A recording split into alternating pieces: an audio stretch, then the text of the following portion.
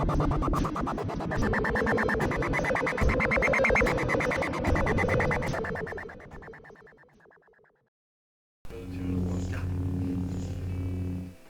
is a new ditty called Cook Bass, which as we know is the victim for the episode. Just a couple different ones from it.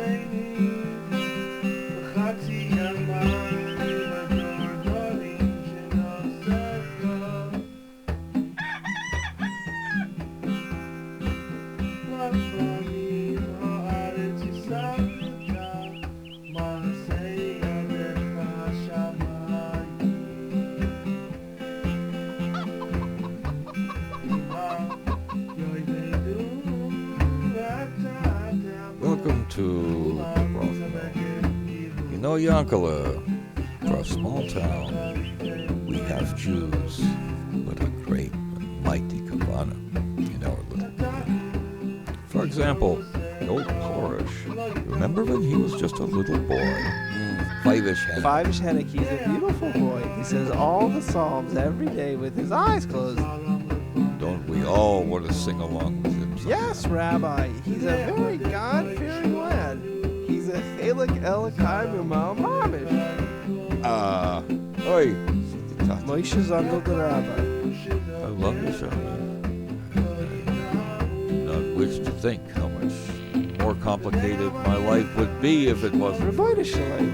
I'm definitely Shamish. Moshe Zundel the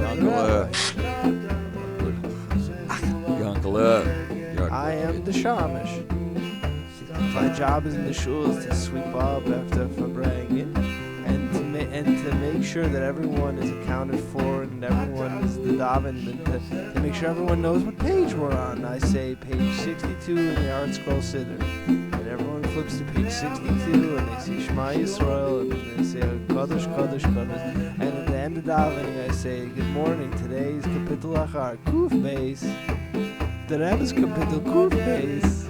Additionally, if your own age plus one, if you need help calculating, we can help you. The old Porish.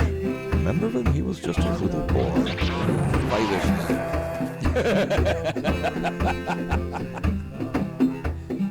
Oh, Five-ish Hennick, he's a beautiful boy. He sits there, he's a beautiful boy, he has red hair. He looks like one of those kids when I was a kid coming home from school. I don't know, he keeps me up at night to get him on the boy. He's a small boy, but I want to kill him too. He's a small boy. He's a small boy. He's a small boy. He likes stories, but... He ate almost nothing, fasting all day. Never taking of only a crust of bread and a drink of water. And that only in the night. On Shabbos and Yom Tov, he would have a glass of wine and a bit of the white bread instead of the darker bread. But every once in a while, he became, if anything, even stronger and more handsome. Hennick recites the Psalms, which are outpourings of the neshamas of the Eberstein, but he beseeching the Eberstein to help his troubled people. Five-ish Hennick's voice assumes such depths of melancholy and distress that everyone soon feels full of sorrow and sadness, and many an eye gets dewy with tears. The love and fear of God is in that boy. He's learned. He's a sweet man. He's a sweet kid. He has a beautiful smile. To Tehillim, the songs of David.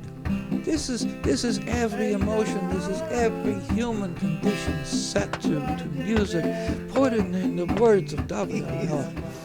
He's the Abishter's instrument for making a deer of the Taktonim in the lower realm and on the lower half of the ball of the earth. He nevertheless devotes all his time, practically daily, to reciting the songs. And And in order that nothing or no one should deter him from his purpose, he stopped up his ears so that no sound of the outside world should reach him. He covered up his eyes so that no sight should disturb him, and knew he could recite the songs and prayers by heart. And thus he lived.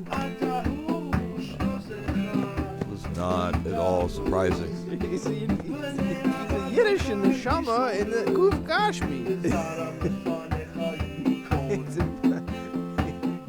When he sings the songs of the distress of his people, the suffering of his people, there's not a dry eye in the shul. No, and I have to sweep around him. Sometimes I just lift him up by his neck and I sweep under him and then I put him down. But that's not consistent because no one can touch Favich Henech because he's a pure Ruchnis being. He's pure Ruchnis.